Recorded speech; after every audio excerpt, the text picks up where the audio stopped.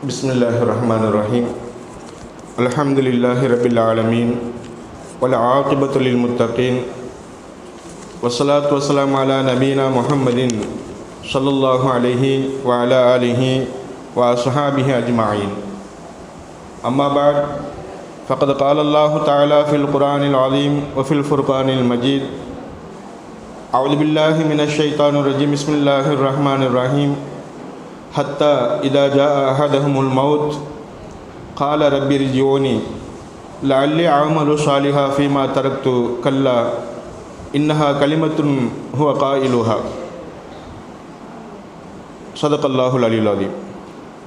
Wa qala nabiyuna sallallahu alaihi wasallam as-sadaqatu tazidu fil a'mar aw kama qala rasulullah sallallahu alaihi wasallam.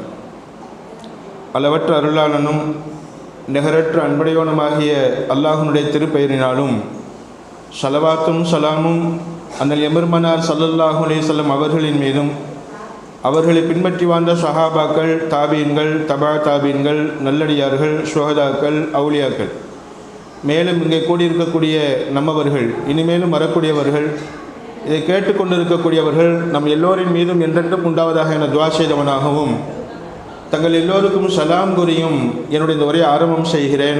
அஸ்ஸலாமு அலைக்கும் வரஹ்மத்துல்லாஹி வபரகாத்துஹு. அன்பானவர்களே, அல்லாஹ்வுடைய பேரருளால் வாழ்நாளில் நாம் வளரக்கூடிய விதங்கள், வளர்க்கக்கூடிய விதங்கள், எப்படி வளர வேண்டும், வளர்க்க வேண்டும் என்ற விஷயங்களை ஒவ்வொரு வயதாக நாம் பார்த்து வந்தோம். அதில் குறிப்பாக 40 வயதுக்கு மேலே மரணம் வரைக்கும் எப்படி இருக்கணும் என்ற தலைப்பில் நேற்று நாம் பேசி வந்தோம். அதனுடைய தொடராக இன்ஷா அல்லாஹ் மரண நேரம், அந்த மரண நேரம் என்பது எப்படி இருக்க வேண்டும், மரண நேரத்தை பற்றி நாம் எவ்வாறு விளங்கிக் கொள்ள வேண்டும் என்பதை நாம் இன்ஷா அல்லாஹ் இன்று புரிந்து கொள்வோம். அன்பானவர்களே, மரணத்தை பற்றி அறிவதற்கு முன்னால், மௌத்தை பற்றி தெரிவதற்கு முன்னால் இன்ஷா அல்லாஹ் வாழ்நாளை பற்றி தெரிவோம். நீண்ட ஆயுள் வேண்டுமா, நிலையான ஆயுள் வேண்டுமா, நீண்ட நாள் இந்த உலகத்தில் வாழணும்னு ஆசையா, அதற்காக நமக்கு பல விஷயங்கள் எழுதி காட்டுவாங்க. கிட்டத்தட்ட ஒரு 12-13 விஷயங்களை நமக்கெல்லாம் எழுதி காட்டுவாங்க. அந்த 13 விஷயங்களை நாம் செய்தால் நிறைய இருக்கிறது. குறிப்பாக 13 விஷயங்கள் எழுதி காட்டுவாங்க. அந்த 13 விஷயங்களை நாம் செய்தால் நிச்சயமாக அல்லாஹ்வுடைய பேர் அருளை, அவனுடைய பேர் அன்பை நாம் எல்லாம் அறிந்து கொள்ளலாம். அன்பு தாய்மார்களே, அந்த 13 விஷயங்கள், அதாவது வாழ்நாளை அதிகப்படுத்தக்கூடிய விஷயங்கள் 13 என்பதாகவும் சொல்லப்படும், 10 என்பதாகவும் சொல்லப்படும். இதில் 10 விஷயங்களை தெரிஞ்சுக்கிடுவோம். 13 விஷயங்கள், அந்த 3 விஷயங்கள் என்னென்ன என்பதை நான் அப்புறமாக சொல்கிறேன்.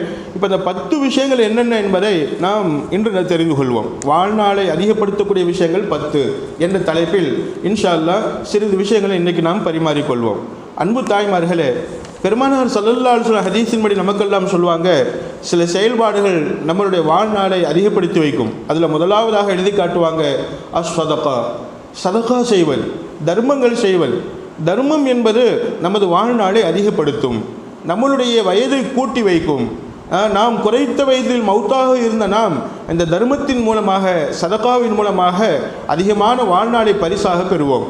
யாருக்கு தர்மம் கொடுக்கக்கூடிய பழக்கம் இருக்குமோ, அல்லாஹ் கொடுத்த ரிசுக்கிலிருந்து, செல்வத்திலிருந்து பிறருக்கு தர்மம் கொடுக்கக்கூடிய பழக்கம் இருக்குமோ, அவர்களுடைய வாழ்நாளில் அல்லாஹ் பரக்கத் செய்து நீண்ட நாள் நிம்மதியாக வாழக்கூடிய வாய்ப்பை அல்லாஹ் நமக்கு தந்தருள்வான். எனவே அன்பானவர்களே, சதகா, தர்மம் கொடுக்க வேண்டும். ஜக்காத் வருஷத்துக்கு ஒரு முறை நிறைவேற்ற வேண்டும். அல்லாஹ் வசதி வாய்ப்பை கொடுத்துருந்தான், நிச்சயமாக ஜக்காத்து கொடுக்கணும். நிச்சயமாக எல்லா நாளும் தர்மங்கள் செய்யக்கூடிய பழக்கம் நமக்கு இருக்க வேண்டும் இன்ஷா அல்லாஹ். அப்படி தர்மம் செய்வது தஸீது ஃபில் உமரி, சதகத்து தஸீது ஃபில் உமரி. பெருமானார் ஸல்லல்லாஹு சொல்லுவாங்க, சதகா என்பது வாழ்நாளை அதிகப்படுத்தும் என்பதாக சொல்லுவாங்க. அல்லாஹ் தன் திருமறையில் சொல்லி காட்டுகிறான், ஹத்தா இதா ஜா அஹதஹுமுல் மௌத்து, ஒருவருக்கு மரணம் வந்துவிட்டால், மௌத்து வந்துவிட்டால். அன்பு தாய்மார்களே, சக்கராத் நிலைமை என்பதாக நீங்கள் கேள்விப்பட்டிருப்பீங்க. நம்மளுடைய கால் பெருவரலில் இருந்து உயிர் பிரியும். அந்த பெருவரலிலிருந்து உயிர் பிரிந்து கொஞ்சம் கொஞ்சமாக முதலில் கால் செயலிழந்து போகும், கால் குளிர்ச்சியாகிவிடும். அப்புறமா அந்த உயிர் அப்படியே பிரிஞ்சு வந்து கைகளிலிருந்து பிரிஞ்சு இப்படி நெஞ்சுக்கும் தலைக்கும் இடையில் ஓடிக்கொண்டிருக்கும். அப்படி நெஞ்சுக்கும் தலைக்கும் இடையில், அதாவது கல்பு வேலை செய்யும், நெஞ்சு துடிக்கும். அதே மாதிரி கண்ணு என்ன செய்யும், பார்க்கும். உணர்வுகள் இருக்கும். இந்த நேரத்தில் உணர்வுகள் இருக்கும்போது அந்த மனிதன் அல்லாஹ்விடத்தில் சொல்வானாம், ஹத்தா இதா ஜா அஹதஹுல் மவுத், சக்கராத்து நிலைமையில் அல்லாஹ்ட்ட சொல்வானா, கால ரப்பிர் ஜோன், அல்லாஹ் இன்னும் கொஞ்ச நாள் என்னை வாழவை, எனக்கு மவுத்தை இன்னும் கொஞ்சம் நீ அதாவது பிற்படுத்தி வை, இன்னும் கொஞ்ச நாள் என்னை திரும்பி அனுப்பு. லஅல்லி அஅமலு சாலிஹா, நான் ஃபீமா தரக்து, நான் எந்த செல்வத்தை விட்டு வந்தேனோ, என் வீடை நான் விட்டு வந்து விட்டேன், என் நகையை விட்டு வந்து விட்டேன், என் செல்வத்தை விட்டு வந்து விட்டேன்.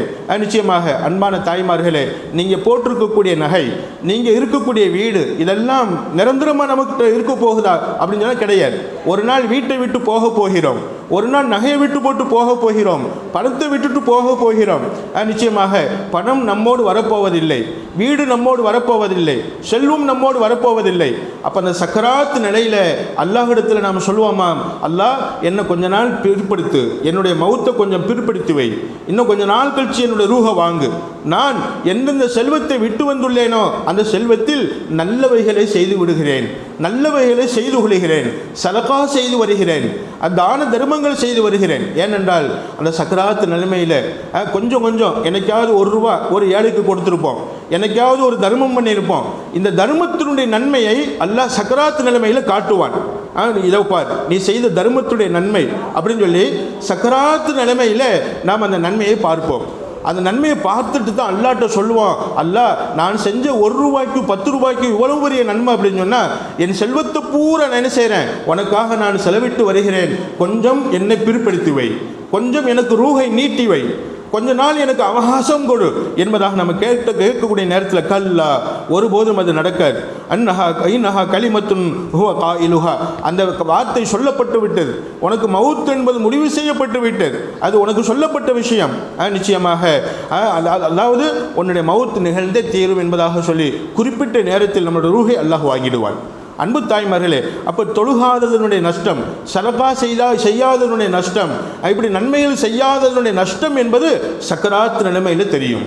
நம்மெல்லாம் சக்கராத்து நிலைமை நீங்கள் பார்த்துருப்பீங்க. சில நம்ம குடும்பத்தில் உள்ளவங்களை அந்த கடைசி நேரம், கடைசி தருணத்தில் முழிப்பாங்க, ஏதோ நாக்கில் சொல்லுவாங்க, சொல்ல நாவு வரும் ஆனால் சொல்ல முடியாது, முழிப்பாங்க, ஏதாவது சொல்லணும் அப்படின்ட்டு மகனை பார்ப்பார், அண்ணனை பார்ப்பார், கூட இருக்கிற மனைவியை பார்ப்பார், ஏதோ சொல்லணும்னு நினைப்பார், ஆனால் சொல்ல முடியாது. இதுதான் சக்கராத்.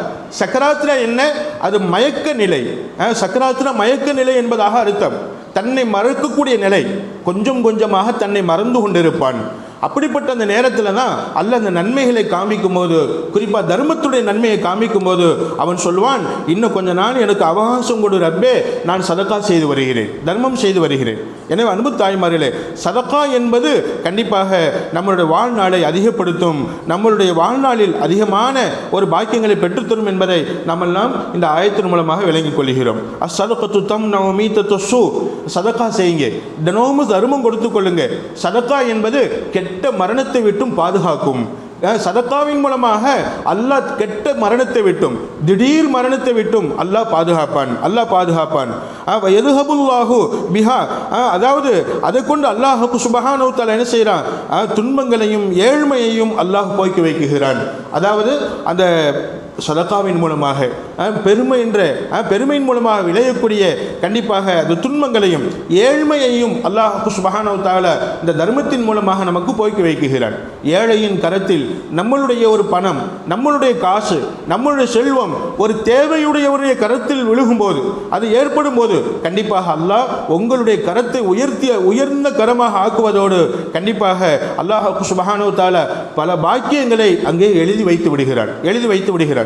தர்மத்தின் மூலமாக நபி ஸல்லல்லாஹு அலைஹி வஸல்லம் சொல்வாங்க, லவ்லா துஆஉல் ஃபுகரா லஹலக்கல் அக்னியா, பணக்காரவங்க, நீங்கள் பணக்காரவங்களை வாழணுமா, ஏழைகளுடைய துவாக்களை தர்மத்தின் மூலமாக அடைந்து கொள்ளுங்கள்.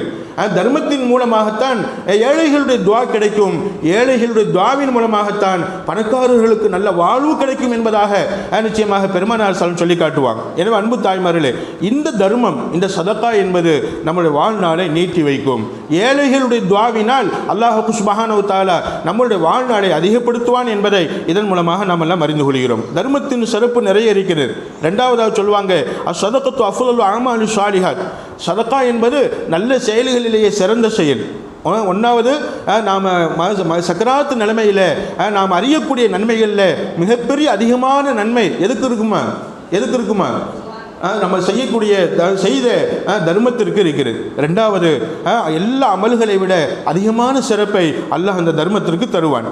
மூணாவதாக நபி ஸல்லல்லாஹு அலைஹி வஸல்லம் இந்த சதகாவுடைய சிறப்பை பற்றி ஸல்லல்லாஹு அலைஹி வஸல்லம் ஹதீஸின் படி சொல்லுவாங்க, அஸ்ஸதகத்து தசுத்து 70 பாபம் மினஸ்ஸு, 70 கெடுதிகளை 70 கெடுதிகளை விட்டும் இந்த தர்மம் நம்மை பாதுகாக்கும்.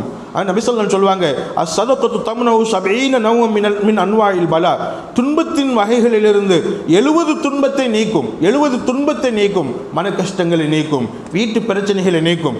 தர்மம் என்பது 70 விதமான பிரச்சனைகளை நீக்கும். அஹ்வனுஹா ஜுதாமு வல் பரசு, அதில் ரொம்ப லேசானது என்ன தெரியுமா? உங்களுடைய உடல்களில் வெண்குஷ்டம் வராது, உங்களுடைய உடல்களில் எந்த விதமான புள்ளி புள்ளியாக, அதாவது தோல்வியாதி வராது. தோல்வியாதி வராமல் இருக்கணுமா அல்லது தோல்வியாதி இருந்து நீங்கணுமா? என்ன செய்யுங்க? நீங்க தர்மம் கொடுங்க. தர்மம் கொடுப்பதின் மூலமாக அல்லாஹ் சுப்ஹானஹு வ தஆலா அந்த வியாதியை போக்குகிறான். 70 வகையான வியாதிகளை நீக்குகிறான் இந்த தர்மத்தின் மூலமாக. அன்பு தாய்மார்களே, நிறைய பட்டியலிடுவார்கள் நிச்சயமாக. அதாவது நோயின் சொல்லி பட்டியலிட்டா எத்தனை நோய்கள் இருக்குதோ அத்தனை நோய்களையும் இந்த தர்மத்தின் மூலமாக அல்லாஹ் நீக்கி வைக்குகிறான். அல்லாஹ் மிகப்பெரிய பாக்கியத்தை இந்த தர்மத்தின் மூலமாக நமக்கு தந்தல் புரிவானாக. நாலாவதாக எழுதி காட்டுவாங்க, அஸ்ஸதகத்து தம்னவுல் ஹரக வல் கரக, நிச்சயமாக சதகா செய்யுங்க. சதகா செய்வதனால் உங்களுடைய, அதாவது தண்ணீரில் மூழ்குவதை விட்டும், அதே மாதிரி நெருப்பில் எரிவதை விட்டும் நம்ம செல்வோம், தண்ணீரில் மூழ்கி அழிவதை விட்டும், அதே மாதிரி நெருப்பில் எரிந்து ஒன்றுமில்லாமல் போவதை விட்டும், தபீலா அது காணாமல் போவதை விட்டும் நிச்சயமாக இந்த தர்மம் என்பது பாதுகாக்கும். தர்மத்தின் மூலமாக அல்லாஹ் செல்வத்தை பாதுகாப்பான், நெருப்பில் எரியாமல் பாதுகாப்பான், அதே மாதிரி தண்ணீரில் மூழ்காமல் பாதுகாப்பான்.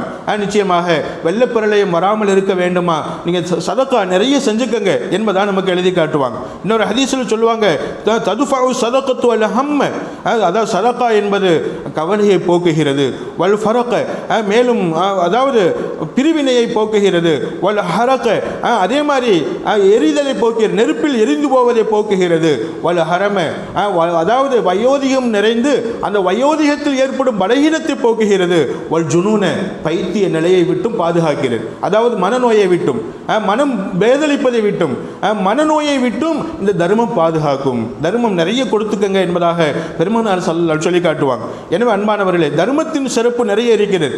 ஒன்றாக சொல்லி காட்டுவாங்க, சதகத்து தஜீது ஃபில் உமரி, அதே மாதிரி முன்னாடி சொன்னோம், சதகா என்பது வாழ்நாளில் அதிகப்படுத்துவதோடு வாழ்நாள் பூராவுமே அது சிறப்பாக இருப்பதற்கு என்ன செய்யும், அது வழிவகுக்கும்.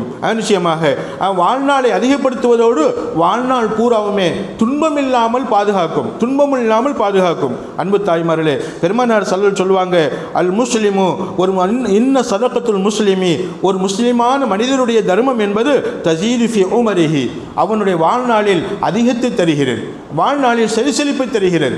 நிச்சயமாக எனவே சதகா தினமும் செய்து கொள்ள வேண்டும், தர்மம் செய்து கொள்ள வேண்டும். தர்மத்தின் மூலமாக நீண்ட ஆயுளை நாம் பெறலாம். நாம் எல்லாம் கேள்விப்பட்டு இருப்போம். முன்னாடி நான் சொல்லியிருக்கிறேன், சுலைமான் அலைஹிஸ்ஸலாம் அவங்க காலத்தில் ஒரு மனிதன், நாளை மௌத்தாக இருந்த மனிதன் 40 வருடம் கழித்து மௌத்தாக வேண்டும் என்பதாக அல்லாஹ் எழுதினான்.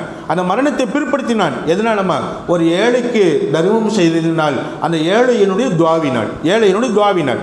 எனவே அன்பு தாய்மார்களே, நிச்சயமாக டெய்லி தினமும் நம்ம தெருவில் உள்ள, நம்ம வீட்டுக்கு பக்கத்தில் உள்ள, நம்ம பகுதியில் உள்ள ஏழைகள் யார் யார் என்பதை தெரிந்து வைத்துக் கொள்ள வேண்டும். நம்மால் முடிந்த தர்மங்களை அவர்களுக்கு கொடுத்து கொண்டே இருக்க வேண்டும். பிறருக்கு உதவி நாம் சந்தோஷப்படுவது, பிறருக்கு தர்மம் செய்து நாம் சந்தோஷப்படுவது, இதுதான் நம்மளுடைய இஸ்லாமிய பண்பாடு என்பதை நாம் எல்லாம் அறிய கடமைப்பட்டவர்களாக இருக்கிறோம். ஸல்லல்லாஹு அலைஹி வஸல்லம் சொல்லுவாங்க, பாக்கிரு பி சதகா, சதகாவை நீங்கள் சீக்கிரமாக கொடுத்துக்கங்க. ஏன்னு சொன்னால் மவுத்து வந்துருச்சுன்னா கொடுக்க முடியாது. ஃபலி அன்னல் பலா லா எத்தஹத்த சதகத்து, பலா முசீபத் என்பது சதகாவை தாண்டாது, சதகாவை தாண்டாது. யாருக்கு சதகா கொடுக்கக்கூடிய பழக்கம் இருக்குமோ, தர்மம் கொடுக்கக்கூடிய பழக்கம் இருக்குமோ, அவர்களுக்கு நிச்சயமாக எந்த துன்பங்களும் அண்டாது என்பதாக பெருமானார் ஸல்லல்லாஹு சொல்லி காட்டுகிறாங்க. இன்ஷால்லா முயற்சி பண்ணுவோம். இன்ஷால்லா நம்மால் முடிந்தளவு நிச்சயமாக சக்திக்கு மீறி தர்மம் பண்ணணும்னு அவசியம் இல்லை. அல்லாஹ் நமக்கு என்ன ரிசுக்கை கொடுத்துருக்கிறானோ அந்த ரிசுக்கிலிருந்து ஏதாவது ஒரு 5 ரூபாய் 10 ரூபாய் ஏதாவது ஒரு நல்ல வழிகளில் ஒரு ஏழைக்கு நிச்சயமாக நம்ம தர்மம் செய்வது அது மிகப்பெரிய பாக்கியங்களை நமக்கு பெற்றுத் தருகிறது. அல்லாஹ் வசதி வாய்ப்பை கொடுத்திருந்தால் வருஷத்துக்கு ஒரு முறை ஜக்காத்து கரெக்டாக கணக்கு போட்டு கொடுத்துடணும். அப்படி கொடுத்துட்டோம் அப்படின்னு சொன்னால் நம்ம வாழ்நாள் பூரா என்ன செய்யலாம், எந்த விதமான துன்பம் இல்லாமல் வாழலாம், துயரம் இல்லாமல் வாழலாம், சுபிச்சமாக வாழலாம், நீண்ட ஆயுள் பெற்று வாழலாம் என்பதை நாம் எல்லாம் அறிகிறோம். ஆறாவதாக நமக்கு எழுதி காட்டுவாங்க, அஸ்ஸதகத்து பரக்கத்துன் ஃபில் மால். பொருளாதாரத்திலிருந்து நீங்கள் சதக்கா கொடுக்க கொடுக்க உங்களுடைய பொருளாதாரத்தில் அல்லாஹ் பரக்கத் செய்து கொண்டே இருப்பான். பணம் பரிசில் பணம் வச்சிருக்கிறோம், பரிசில் உள்ள பணத்தில் அல்லாஹ் பரக்கத்து செய்யணுமா, அதிலிருந்து ஏதாவது ஒரு 10 ரூபாய் அல்லது 20 ரூபாய் அல்லது ஏதாவது நம்மளால் முடிந்த தொகையை நாம் யாருக்காவது ஏழைக்கு கொடுத்து விட்டால் அந்த பணத்தில் அல்லாஹ் பரக்கத் செய்து விடுகிறார். மா நகசல் மாலு பி சதகா சல்லான்னு சொல்லுவாங்க.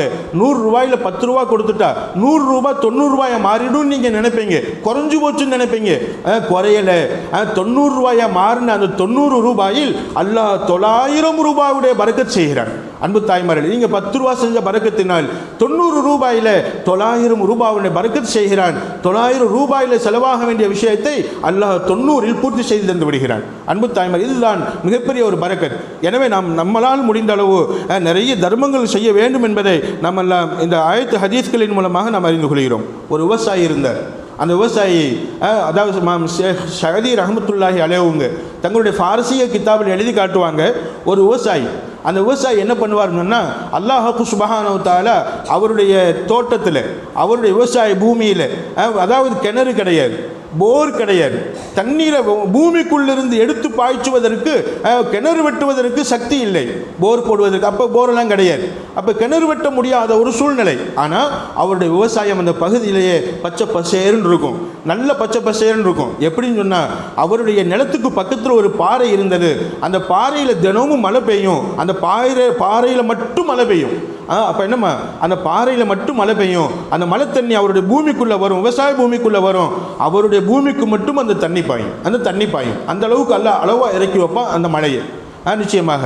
அப்போ அந்த விவசாயிட்ட போய் ஒருத்தர் கேட்டார், என்னங்க நீங்கள் என்ன அமல் செய்கிறீங்க, என்ன அமல் பண்ணுறீங்க, அல்லாஹ்வுக்காக என்ன அமல் செய்கிறீங்க, அல்லாஹ் உங்களுக்கு மட்டும் இந்த உதவி செய்கிறான், உங்கள் விவசாயம் மட்டும் பச்சை பசேருன்னு இருக்குது, உங்கள் பக்கத்தில் உள்ள தோட்டமெல்லாம் காஞ்சு போயிருக்கு, நீங்கள் என்ன அமல் செய்கிறீங்க அப்படின்னு கேட்டபோது அவர் சொல்கிறார், நான் என்னுடைய விவசாய விளைச்சலிலிருந்து 4 விஷயத்தை பேணுகிறேன். எத்தனை விஷயத்தம்மா?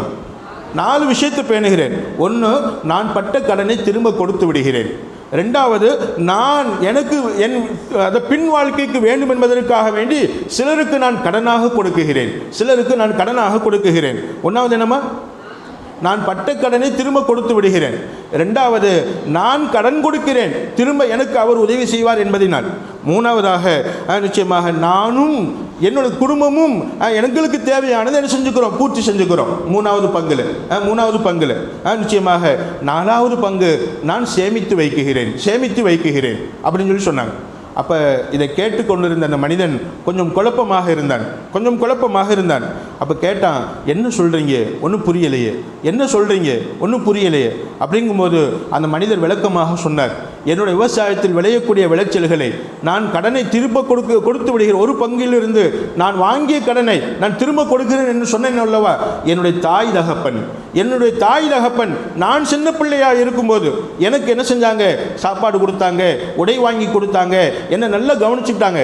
இப்போ நான் விவசாயம் பண்ணி நான் சம்பாதிக்க ஆரம்பிச்சிட்டேன்னா இப்போ ஏன் தாய் தகப்பனை உட்கார வச்சு அவங்கள குழந்தை போல் என்னை எப்படி குழந்தை பருவத்தில் பாதுகாத்தாங்களோ இதே மாதிரி நான் என் வயதான தாய் தந்தையை வீட்டில் அமர வைத்து அவங்களுக்கு எந்த கஷ்டமும் கொடுக்காமல், எந்த சிரமமும் கொடுக்காமல், எந்த துன்பமும் கொடுக்காமல் என் தகப்பனை என் தாயை வீட்டில் உட்கார வைத்து இந்த விவசாயத்தில் இருந்து வரக்கூடிய விளைச்சலில் ஒரு பகுதியை அவங்களுக்கு நான் கொடுத்து விடுகிறேன். அவங்க எனக்கு கொடுத்ததை திரும்ப நான் அவங்களுடைய வயசான காலத்தில் நான் கொடுத்து விடுகிறேன். இதுதான் நான் பட்ட கடனை அடைக்குகிறேன். 2வது, என் பிள்ளைகளுக்கு கொடுக்கிறேன். ஏன் நான் என்ன மாதிரி எப்படி என் சிறுபிராயத்தில் என் தாய் தந்தை என்ன வளர்த்ததை நான் நினைத்து அவங்களை நான் காப்பாற்றுகிறேனோ இதே மாதிரி என் பிள்ளைகளுக்கு நான் கொடுக்குகிறேன். அது நான் அவர்களுக்கு கொடுக்கக்கூடிய கடன். அவர்களை நான் கொடுத்து வளர்த்ததுக்கு பின்னாடி நிச்சயமாக அவர்கள் என்னை கவனிச்சுக்கு வருவாங்க, எனக்கு உதவி பண்ணுவாங்க, என்னை நல்லபடியாக பார்த்துக்குருவாங்க என்ற அடிப்படையில் அவங்களுக்கு நான் கொடுக்குகிறேன். மூணாவது, நானும் என் மனைவியும் சாப்பிடுவதோடு திரும்பவும் என் விவசாயத்தில் என்ன செய்கிறேன், போடுவதற்காக வேண்டி விவசாயத்தில் நான் திரும்பவும் அதாவது மகசூல் பண்ணுவதற்காக, விவசாயம் செய்வதற்காக மூணாவது பங்கை நான் ஒதுக்கி வைத்து விடுகிறேன். மூணாவது பங்கு என்பது எனக்கும் என் மனைவிக்கும், அதே மாதிரி நான் திரும்பவும் விவசாய பூமியில் நான் விளைச்சல் பண்ணுவதற்குமாக மூணாவது பங்கை நான் ஒதுக்கி வைத்து விடுகிறேன். நாலாவது பங்கு தான் எனக்குரிய சேமிப்பு. நிச்சயம் அந்த மூணும் இந்த உலகத்தோடு முடிஞ்சிடும். அதாவது என் தாய் தகப்பனுக்கு கொடுத்தது, என் பிள்ளைகளுக்கு கொடுத்தது, எனக்கும் என் மனைவிக்கும் கொடுத்தது எல்லாம் இந்த உலகத்தோடு முடிஞ்சிடும். ஆனால் நாலாவது இருக்கு பாருங்களேன், இதுதான் என்னுடைய சேமிப்பாக கருதுகிறேன். அது என்ன? இந்த விவசாயத்தில் நாலாவது பங்கை ஏழைகளுக்கு பங்கு வச்சு கொடுத்துடுறேன். ஏழைகளுக்கு நிச்சயமாக எவ்வளவு அல்லாஹ் கொடுக்குகிறானோ நிச்சயமாக அந்த விளைச்சலிலிருந்து ஒரு பங்கை நான் ஏழைகளுக்கு தர்மம் செய்து விடுகிறேன். இதில் தான் என்னுடைய சந்தோஷம் இருக்கிறது.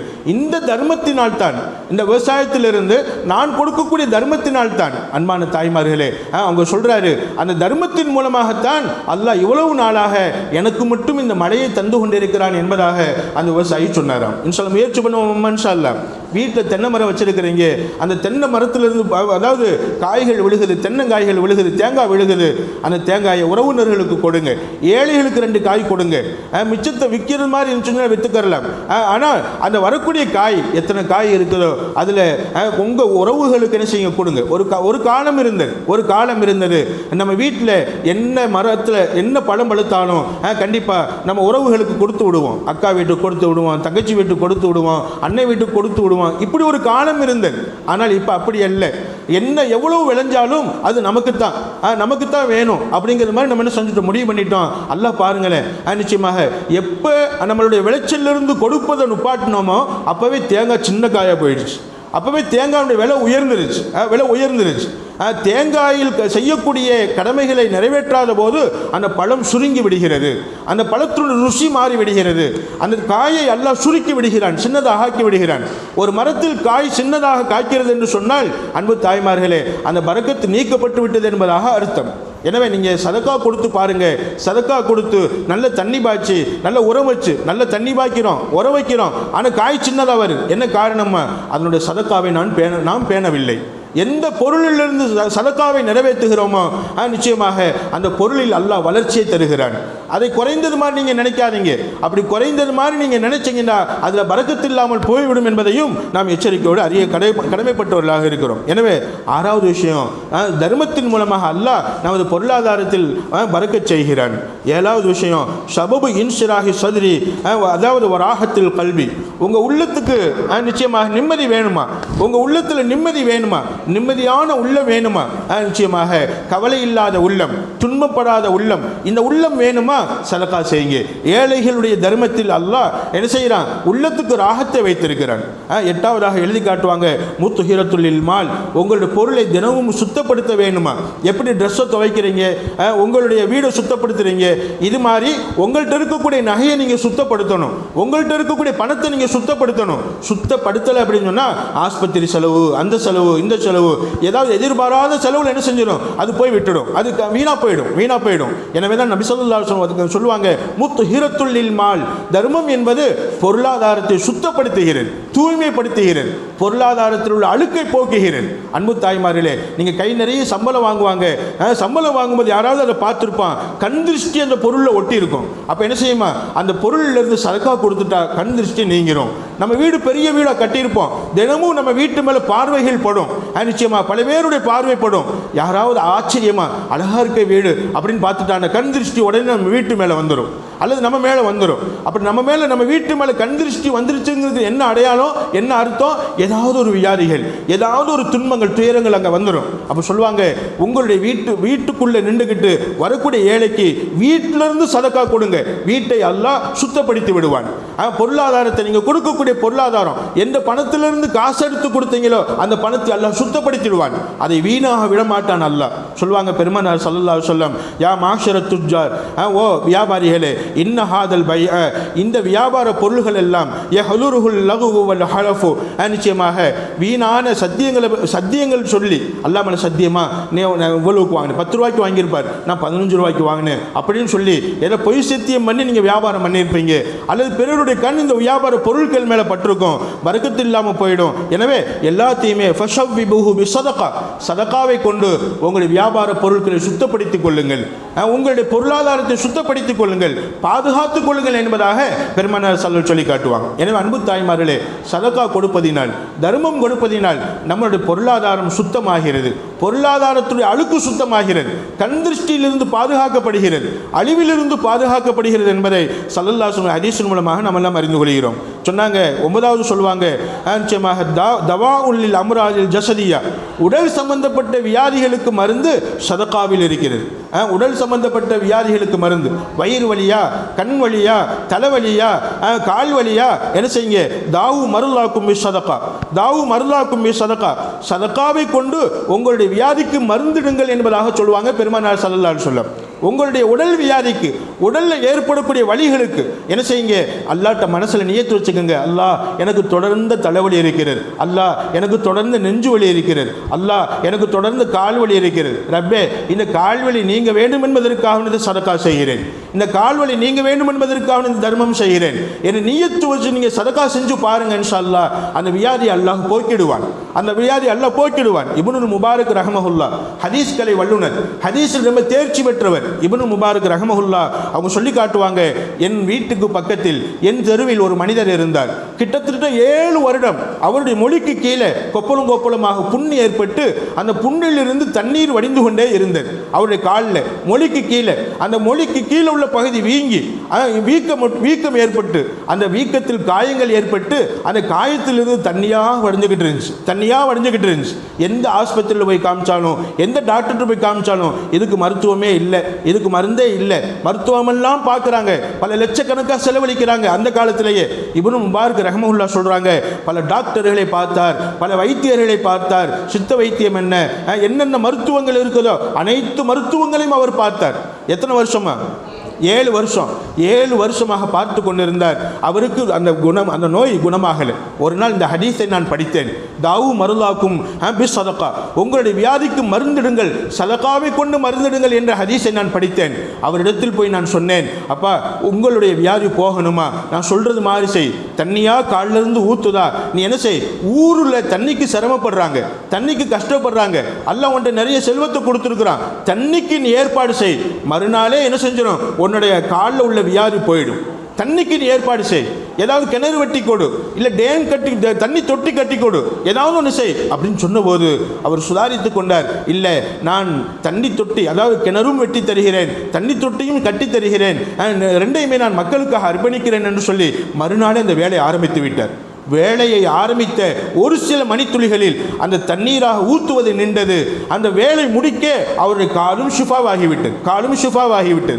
சொல்லுவாங்க, 7 வருஷமாக நீடித்த வியாதி இந்த தர்மத்தினால், இந்த நிலையான தர்மத்தினால் ஊர் மக்களுக்கு தர்மம், அதாவது நீடித்த பலன் தர வேண்டும் என்பதற்காக நான் செய்த அந்த தர்மத்தினால் அல்லாஹ் அந்த காலில் உள்ள வியாதியை, டாக்டர்களால் கைவிடப்பட்ட வியாதியை, நீண்ட காலம் உள்ள வியாதியை அல்லாஹ் காப்பாற்றினான். என் கால் முன்னிருந்த காலை விட ரொம்ப சுகமாக மாறியது. நன்றாக நடக்கிறேன், நன்றாக நானும் அந்த தண்ணீரை வாங்குகிறேன், தண்ணீரை பிடித்து வருகிறேன், அந்த தண்ணீரை நானும் குடிக்கிறேன், என் கால்களை கழுவுகிறேன்.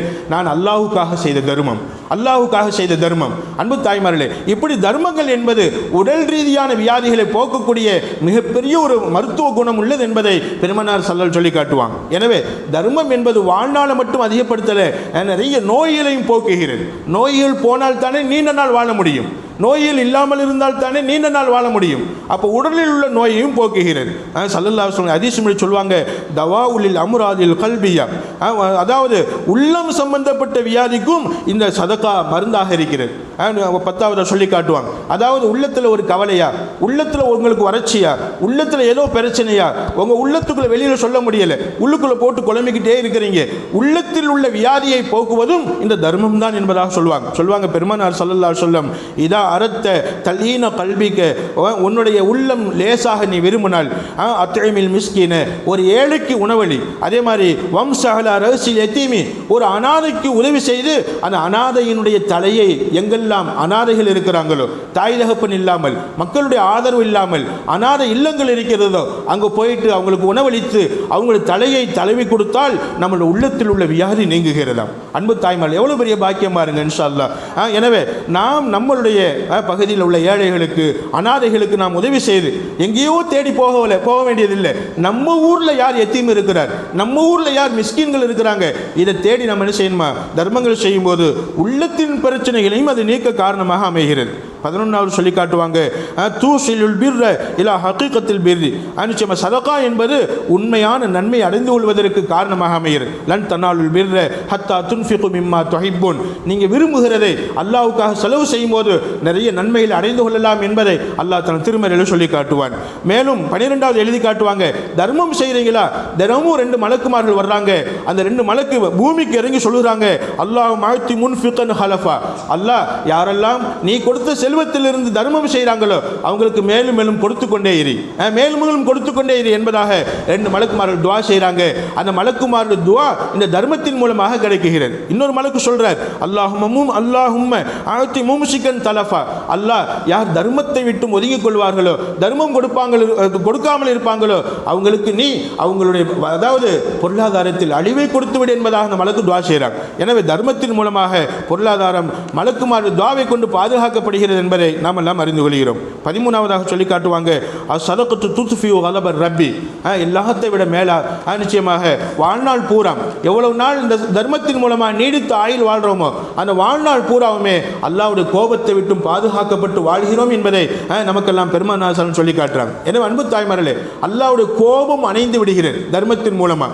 ஏதாவது தப்பு செஞ்சிருப்போம், ஏதாவது பாவம் செஞ்சிருப்போம், அல்லாஹ் நம்ம மேலே கோபப்பட்டிருப்பான். இப்போ இந்த கோபம் என்பது அல்லாஹ்வுடைய கோபம் தணிகிறது இந்த தர்மத்தின் மூலமாக. முயற்சி பண்ணுவோம் இன்ஷா அல்லாஹ். அல்லாஹ் அந்த வாய்ப்பை தந்தல் புரிவானாக. இதில் ஒரு விஷயத்தை மட்டும் கவனிக்கணும், என்ன தர்மம் செய்கிறோமோ அது கொஞ்சமோ நிறையோ, என்ன தர்மம் செய்கிறோமோ அந்த தர்மத்தை பிறரிடத்தில் சொல்லி காட்டக்கூடாது. லா துபுத்துலு சதகாத்துக்கும் பில் மன்னி வல்ல அதா, நீங்கள் செய்யக்கூடிய தர்மங்களை, நீங்கள் செய்யக்கூடிய ஜகாத்துகளை, நான் இன்னாருக்கு இவ்வளவு கொடுத்தேன், நான் இன்னாருக்கு இவ்வளவு கொடுத்தேன், ஒரு ஏழை வந்தான் அவனுக்கு நான் இவ்வளவு கொடுத்தேன், இவ்வளவு உதவி செய்தேன் என்று பிறரிடத்தில் பேசிக்கொண்டால் அந்த தர்மத்துடைய நன்மை அழிந்து போய்விடும், அந்த தர்மத்தின் நன்மை ஜீரோவாகிவிடும். இது வரைக்கும் நாம் தெரியாமல் செஞ்சிருந்தா அல்லாஹ்ட்ட துவா செஞ்சிருவோம், அல்லாஹ் நான் செஞ்ச தர்மத்தை பற்றி தெரியாமல் நான் பேசிக்கொண்டேன் ரப்பே, இனிமேல் நான் செய்யக்கூடிய தர்மம் உனக்கும் எனக்கும் இடையில் உள்ளது, எனக்கும் உனக்கும் மட்டும்தான் தெரிய வேண்டும், நான் யார்கிட்டையும் சொல்ல மாட்டேன் என்ற முடிவுக்கு வந்துவிட வேண்டும். அன்பு தாய்மார்களே, நிச்சயமாக சில விஷயங்களினால் தர்மத்தின் நன்மை முறிந்து போய்விடும். அதாவது யாருக்கு தர்மம் கொடுக்கிறோமோ அவங்க நம்மளை பார்த்து என்ன செய்யணும், சிரிக்கணும், நமக்கு மரியாதை செலுத்தணும் என்று விரும்பினால் நம்ம தர்மத்தின் நன்மை என்ன செஞ்சிடும், முறிந்து போய்விடும். நிச்சயமாக தர்மம் கொடுத்த காரணத்தினால் யார் தர்மம் வாங்கினாங்களோ அவங்கள வேலைக்காரவங்க மாதிரி அதை செய் இதை செய் என்பதாக பயன்படுத்துவது, தர்மத்துடைய நன்மை முறிந்துவிடும். என்னைக்கு தர்மம் கொடுத்துட்டோமோ அதோடு மறந்து விட வேண்டும், அல்லாஹ் கொடுத்தது நான் கொடுத்து விட்டேன் அதோடு மறந்து விட வேண்டும் என்பதாக மார்க்கம் சொல்லுகிறேன். முயற்சி பண்ணுவோம் இன்ஷா அல்லாஹ். அப்போ அதை பற்றி யார்கிட்டையும் சொல்லிக்கிற கூடாது, தர்மத்தை ரொம்ப தூய்மையாக கொடுக்க வேண்டும் என்பதை நாம் எல்லாம் அறிந்து கொள்கிறோம். எனவே தூய்மையான தர்மம் நமது வாழ்நாளை அதிகப்படுத்தும். இந்த தர்மம் என்பது 13 விஷயங்கள் உள்ளடக்கி இருக்கும். இந்த 13 விஷயங்களின் மூலமாக நீண்ட நாள் நம்ம வாழலாம் என்பதை நாம் எல்லாம் அறிகிறோம். இன்னைக்கு ஐயாக்கள் இருக்கிறாங்க, அத்தம்மாக்கள் இருக்கிறாங்க, இவங்க ஏதோ என்னைக்கோ அது செய்து கொண்டிருக்கிற இந்த தர்மத்தினால் அவர்கள் நன்றாக இருக்கிறாங்க. இன்ஷா அல்லாஹ் இவர்களை போன்று நாமளும் நீடித்த ஆயுளோடு வாழ வேண்டும், வளர வேண்டும். ஆனால் இவர்கள் செய்த தர்மத்தை போன்று நாமளும் நிறைய தர்மங்கள் செய்ய வேண்டும் என்ற ஒரு பாடத்தை எடுத்துக்கொள்ள வேண்டும் என்பதை இந்த பயானின் மூலமாக அறிகிறோம். அன்பு தாய்மை, அப்போ முதலாவது என்னமா, வாழ்நாளை அதிகப்படுத்தக்கூடிய விஷயங்கள் 10. அதில் முதலாவது என்னமா, சதகா தர்மம் செய்யணும். 2வது விஷயம் சிலத்துர் ரஹம், உறவுகளை சேர்த்து வாழணும். நபி ஸல்லல்லாஹு சொல்லுவாங்க, சிலத்து ரஹமி தஸீது ஃபில் உமரி, சொந்தத்தை சேர்த்து வாழ்வது, உறவை சேர்த்து வாழ்வது வாழ்நாளை அதிகப்படுத்தும். இன்னொரு ஹதீஸில் சொல்லுவாங்க, நான் ஏற்கனவே சொல்லியிருக்கிறேன், இன்னொரு ஹதீஸில் பெருமானார் சொல்லுவாங்க, மன் மஹப்ப அய்யூபு சத்தலஹு ஃபி ரிஸ்கி, யாருக்கு மேலும் மேலும் அதிகமான பொருளாதாரம் வேண்டும் என்று ஆசைப்படுறீங்களோ நிச்சயமாக அவங்க என்ன செய்யுங்க, மேலும் அவருடைய வாழ்நாள் அதிகப்படுத்தப்பட வேண்டும் என்பதை ஆசைப்படுறீங்களோ நிச்சயமாக ஃபல்யத்தகில்லா, வாழும் காலமெல்லாம் அவர் தக்வாவோடு வாழட்டும். வல் யஸில் ரஹ்மா, சொந்தத்தோடு சேர்ந்து வாழட்டும், சொந்தத்தோடு சேர்ந்து வாழட்டும். சொந்தத்தை முறிக்க வேண்டாம், சொந்தத்தை துண்டிக்க வேண்டாம். சொந்தத்தோடு நமக்கு சொந்தத்துக்கு என்னமா அக்காவுக்கு தங்கச்சிக்கு அண்ணனுக்கு தம்பிக்கு பொருளாதாரத்தால் நமக்கு எதுவும் உதவி செய்ய முடியலாட்டியும் கூட அவங்கள நாம் பகைச்சுக்கிற கூடாது, அவங்கள வெறுத்துறக்கூடாது. அவங்க நம்மளை பகைச்சாலும் அவங்க நம்மளை வெறுத்தாலும் நாம வெறுத்துறக்கூடாது. துஆ செய்யும் போதெல்லாம் யா அல்லாஹ் என் சகோதரிகளுக்கு நீ ரஹ்மத் செய், சகோதர குடும்பத்தினருக்கு ரஹ்மத் செய். துஆ செய்யும் போதெல்லாம் என் சகோதரர்களுக்கு நீ ரஹ்மத் செய், சகோதரர்கள் குடும்பத்துக்கு ரஹ்மத் செய். நிச்சயமா இப்படி உறவுகளுக்கு துஆ செய்ய வேண்டும், துஆ செய்ய வேண்டும். அவர்கள் நமக்கு துஆ செய்கிறாங்களோ இல்லையோ நாம உறவுகளுக்கு துஆ செய்ய வேண்டும். இப்படி உறவுகளை நேசித்து உறவுகளுக்காக நம்ம துஆ செய்து உறவுகளுக்கு நமக்கு அல்லாஹ் வசதியை கொடுத்திருந்தால் ஏதாவது உதவி செய்து அவர்களை அனுசரித்து வாழக்கூடிய நேரத்தில் அல்லாஹ் நமது வாழ்நாளில் அதிகப்படியான அதாவது வாழ்நாளை அதிகப்படுத்தி தருவதோடு பரக்கத்தான வாழ்க்கை தருகிறான் என்பதை நாம் எல்லாம் அறிகிறோம். எப்படி வாழ்நாள் அதிகப்படுத்துவான்? ஸல்லல்லாஹு அலைஹி ஒரு விளக்கம் சொல்லுவாங்க. இன்னும் 3 நாளில் நம்ம மௌத்தாக வேண்டியது இருந்துச்சு அப்படின்னு சொன்னா இந்த நல்ல காரியத்தினால் உறவுகளை சேர்ந்து வாழ வேண்டிய காரணத்தினால் அல்லாஹ் சொல்லுவானா, டேய் அவன் உயிர் இப்போ வாங்கிறாத, இன்னும் கொஞ்ச நாள் அவன் வாழணும், அவனால் அவன் தங்கச்சி நல்லா வாழணும், அவனால் அவன் தம்பி நல்லா வாழணும். உறவுகளுக்கு அவனால் நிறைய பலன்கள் இருக்குது, துஆவின் மூலமாக பலன்கள் இருக்குது, பொருளாதாரத்தின் மூலமாக பலன்கள் இருக்குது. எனவே மலக்குமார்களுக்கு சொல்லுவாங்க, மலக்குமார்களுக்கு அல்லாஹ் சொல்லுவான், இன்னும் கொஞ்ச நாள் அவரை வாழ விடு. 3 நாளில் மரணிக்க வேண்டியவனை அல்லாஹ் 30 வருடம் கழித்து மரணிக்க வைப்பான், அல்லது 30 நாட்கள் கழித்து 30 மாதங்கள் கழித்து மரணிக்க வைப்பான். நிச்சயமாக ஏன்? இவனின் மூலமாக உறவுகளுக்கு பலன் இருக்கிறது என்பதனால். அன்பு தாய்மார்கள், இப்படி வாழ்நாளை அதிகப்படுத்துவானாம் அல்லாஹ். இன்ஷா அல்லாஹ் முயற்சி பண்ணுவோம். இன்ஷா அல்லாஹ் உறவுகளை சேர்த்து வாழ்வோம். உறவுகளை சேர்த்து வாழ்வதனால் அல்லாஹ் நமது வாழ்நாளில் பரக்கத் செய்கிறான். நிச்சயமா 3வது சொல்லுவாங்க. 1வது என்னமா? வாழ்நாளை அதிகப்படுத்தக்கூடிய காரியங்கள் 1வது என்னமா? தர்மம், சதகா. 2வது என்னமா? உறவுகளை சேர்த்து வாழ்வு. 3வது சொல்லுவாங்க அல் பிர்ரு, நல்ல காரியங்கள் செய்வது, நல்லது செய்வது.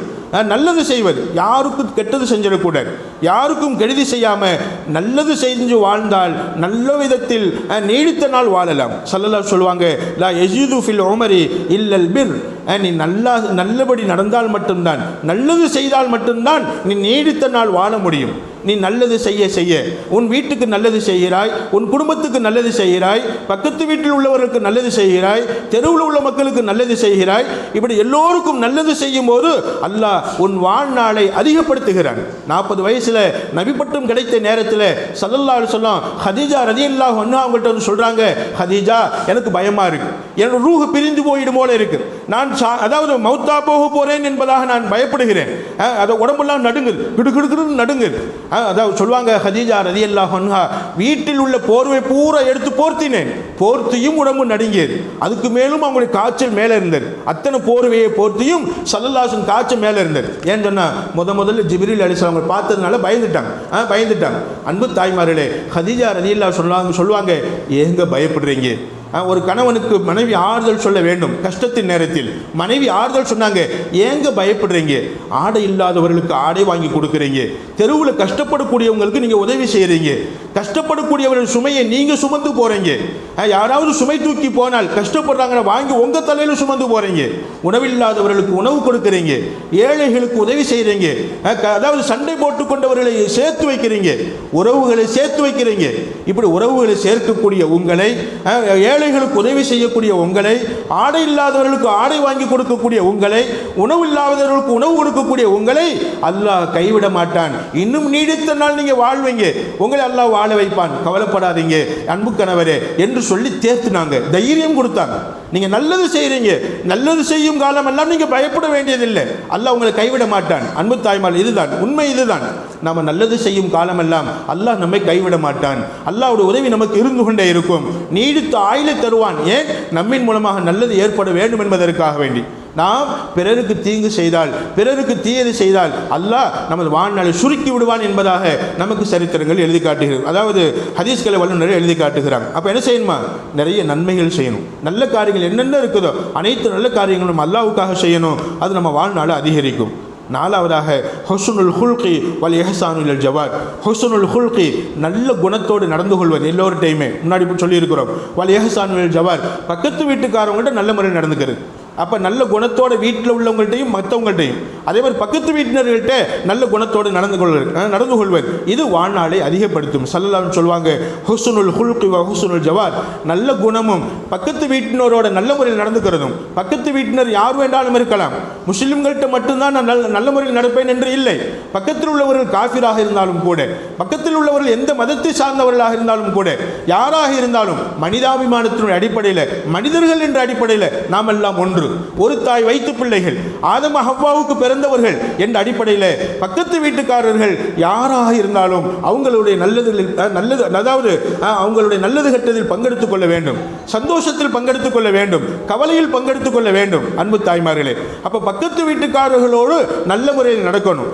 யாமுரானி ஃபித்யார், இப்படி இந்த ரெண்டுமே நல்ல குணத்தோடு நீங்க வாழ்வதும் பக்கத்து வீட்டினர்கிட்ட நீங்க நல்லா நடந்துக்கிறதும் யாமுரானி ஃபித்யார் உங்க வீட்டை செழிப்பாக்கும். உங்க வீட்டில் லைட்டு போட்டு நல்ல ஜோடனைப்படுத்திருக்கிறீங்க, இதுக்கு பேர் செழிப்பு இல்லை.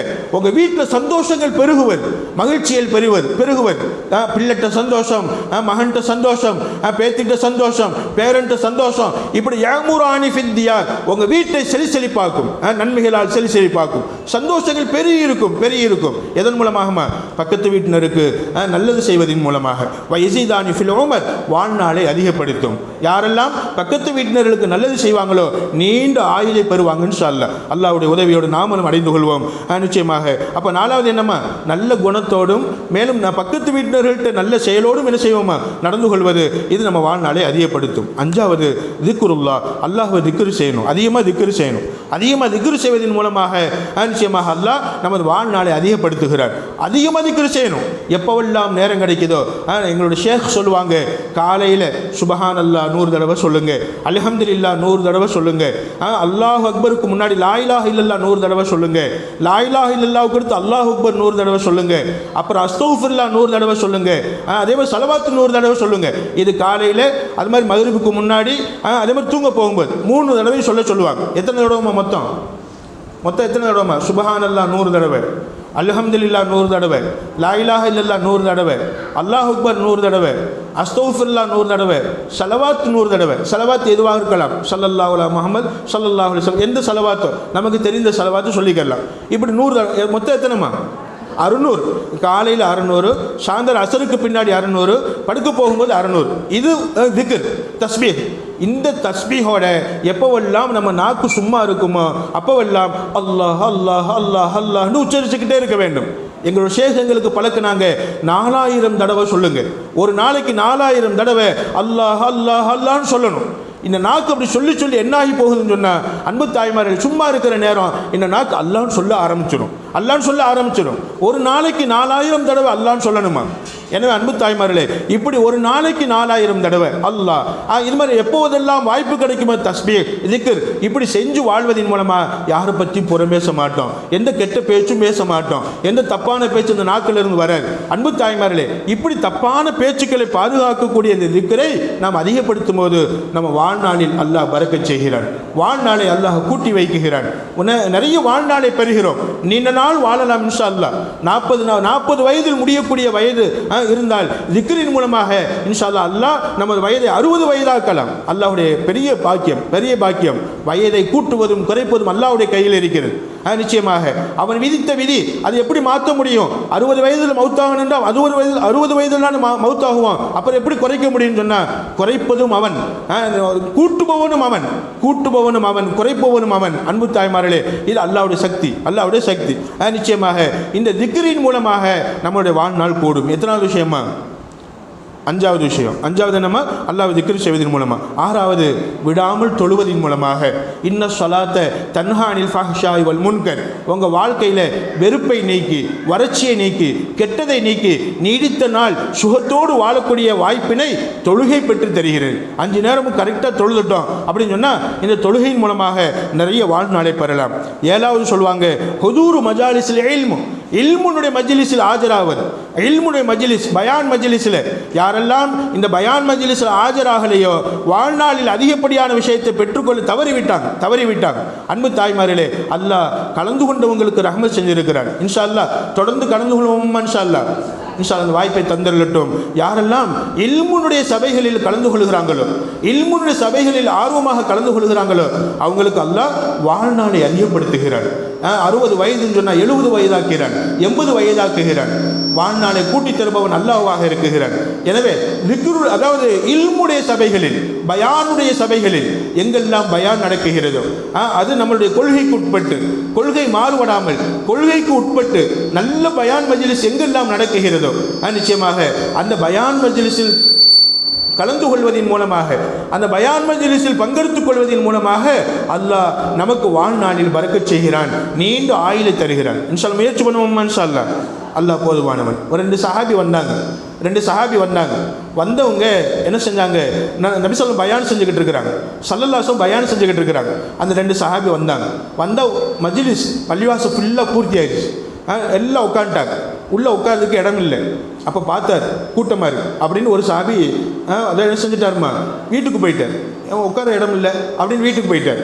இன்னொரு சாபி பின்னாடி கடைசியில் யாரையும் தாண்டி முன்னாடி போகாமல் கடைசியில் ஒரு சின்ன இடம் இருந்துச்சு, அந்த இடத்துல அப்படி நின்றுக்கிட்டு இருந்துட்டார். அப்படி நின்று பயானை கேட்குறார். நிச்சயமாக ஸல்லல்லாஹு அலைஹி வஸல்லம் சொல்லுவாங்க, அல்லாஹ் இன்னைக்கு 2 பேரை என் கண்ணில் காண்பித்தான். அந்த 2 பேரில் ஒருத்தர் பாக்கியத்தை, நன்மை அடைந்துட்டாங்க, இன்னொருத்தர் என்ன செஞ்சிட்டாங்க, நன்மை அடைந்து கொண்டார்கள்.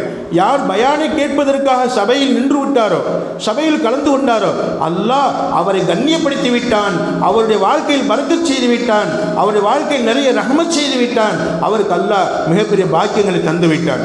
யார் பயான் மஜ்லிஸில் கலந்து கொள்ளாமல் கூட்டமாக இருக்கு என்பதை காரணம் வைத்து, இல்லை வேறொரு வேலை என்பதை காரணம் வைத்து யார் அந்த சபையை புறக்கணித்து சென்றாரோ அல்லாஹ்வும் புறக்கணித்து விட்டார், அல்லாஹ்வும் அவரை விட்டு திரும்பிக் கொண்டார் என்று சொன்னாங்கன்னா ஸல்லல்லாஹு அலைஹி வஸல்லம்.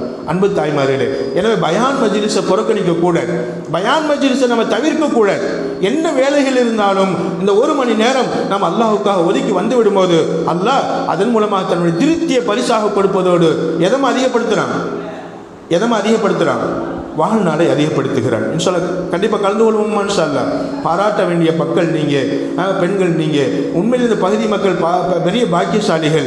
நிச்சயமாக தினமும் நீங்கள் அல்லாஹ்வுக்காக உங்கள் வேலைகளை ஒதுக்கி வைத்து விட்டு அதை சீக்கிரம் முடித்து விட்டு நீங்கள் வந்து கலந்துக்கிறீங்கன்னு சொன்னால் நிச்சயமாக இன்ஷா அல்லாஹ் நம்மளுடைய வாழ்க்கையில் அல்லாஹ் பரக்கத் செய்வான் என்பதை இதன் மூலமாக அறிகிறோம். 9வது சொல்லி காட்டுவாங்க, கஸ்ரத்து ஸலவாத்தி அலா நபி ஸல்லல்லாஹு அலைஹி வஸல்லம். நபி ஸல்லல்லாஹு அலைஹி வஸல்லம் நேசித்து ரசூலுல்லாஹி ஸல்லல்லாஹு அலைஹி வஸல்லம் மேலே அதிகமாக சலவாத் சொல்லணும். அதிகமாக சலவாத் சொல்கிறதுனால அல்லாஹ் நம்மளுடைய வாழ்நாளை அதிகப்படுத்துகிறான். இன்ஷா அல்லாஹ் முயற்சி பண்ணுவோம். இன்ஷா அல்லாஹ் இன்ஷா அல்லாஹ் நிறைய சலவாத்து சொல்லணும். நிறைய ஒவ்வொரு நாளும் சலவாத்து சொல்லிக்கொண்டே இருக்க வேண்டும். சலவாத் சொல்லிக்கொண்டே இருக்க வேண்டும். அன்பு தாய்மார்களே, சலவாத்து நிறைய சொல்வதனால் நிறைய பாக்கியங்கள் கிடைக்கிறது, நன்மைகள் அதிகமாகும். நன்மைகள் அதிகமாகுவதோடு அல்லாஹ் நமது நோக்கங்களை நிறைவேற்றி தருவான். சலவாத்தின் மகிமையினால் நமது நோக்கங்களை நிறைவேற்றி தருவான், நியத்துகளை பரிபூர்ணப்படுத்தி தருவான். மழை இல்லை ஒரு நாள் மக்காவில். அப்போ அபூ தாலிப் அவங்கள்ட்ட வந்து சொன்னாங்க, அப்போவெல்லாம் பெருமானார் ஸல்லல்லாஹு அலைஹி வஸல்லம் நபியாக இல்லை, முஹம்மது நபி ஸல்லல்லாஹு அலைஹி வஸல்லம் சின்ன பிள்ளை. அபூ தாலிப் அவங்க அந்த பெருமானார் ஸல்லல்லாஹு அலைஹி வஸல்லம் கையில் பிடித்து கொண்டு கஅபாவுக்கு போய் கஅபாவின் தரையில், அதாவது சுவத்தில் தூக்கி பெருமானார் ஸல்லல்லாஹு அலைஹி வஸல்லம் நுப்பாட்டி கேட்டாங்க, யா அல்லாஹ், இந்த முஹம்மது என்ற என் பிள்ளையின் பரக்கத்தினால் கேட்கிறேன், உடனே எனக்கு மழை பொழிய வேண்டும் என்று. சரியாமா, அந்த முஹம்மது என்ற பிள்ளையின் பெயரை சொன்னதினால் அல்லாஹ் அன்னைக்கு தேவையான மழையை கொடுத்தான் என்பது சரித்திரம். எனவே இன்ஷா அல்லாஹ் நபி ஸல்லல்லாஹு அலைஹி வஸல்லம் பேரை சொல்லி அவங்க மேலே சலவாத்து சொன்னோம் அப்படின்னு சொன்னால் அல்லாஹ் தினமும் நமக்கு அதிகமான நன்மைகளை தருவதோடு ஒரு சலவாத் சொன்னால் 10 நன்மை, 1000 சலவாத் சொன்னால் 10,000 நன்மை. அன்பு தாய்மார்களே, நன்மைகள் கூட கூட வாழ்நாளும் கூடும் இன்ஷா அல்லாஹ், நமது வயதும் கூடும் இன்ஷா அல்லாஹ். எனவே சலவாத் அதிகமாக ஒதுக்கிறோம் இன்ஷா அல்லாஹ். 10வது கஸ்ரத்துல் இஸ்திக்ஃபார் அதிகமாக செய்யணும், பாவ மன்னிப்பு அதிகமாக செய்யணும், அதிகமாக கேட்கணும். அதிகமாக பாவ மன்னிப்பு கேட்பதனாலையும் அல்லாஹ் நமது வாழ்நாளை நீட்டித்து வைக்கிறான், நமது வாழ்நாளில் அல்லாஹ் பரக்கத் செய்கிறான். இன்ஷா அல்லாஹ் முயற்சி பண்ணுவோம் இன்ஷா அல்லாஹ்.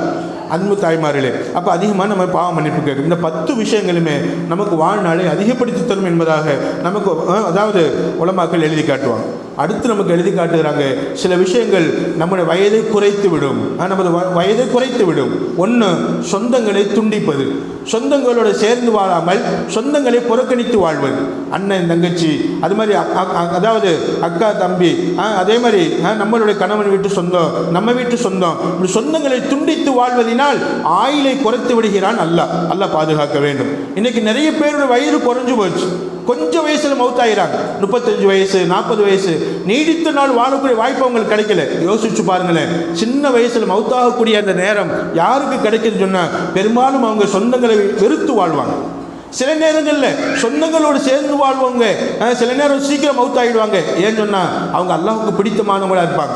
உலக துன்பங்களுக்கு உனக்கு வேணாம்னு சொல்லி அல்ல சீக்கிரமாக கூப்பிட்டுக்குருவாங்க. அது ஒரு சில பேர் தான். ஆனால் பெரும்பாலும் சொந்தங்களை துண்டித்து வாழ்பவர்கள் குறைந்த வாழ்நாளை பெறுவார்கள். இரண்டாவது, எப்போ பார்த்தாலும் சத்தியம் செய்பவர்கள், பொய் சத்தியம் செய்பவர்கள் கண்டிப்பாக குறைந்த வாழ்நாளில் மௌத்தாகிடுவாங்க.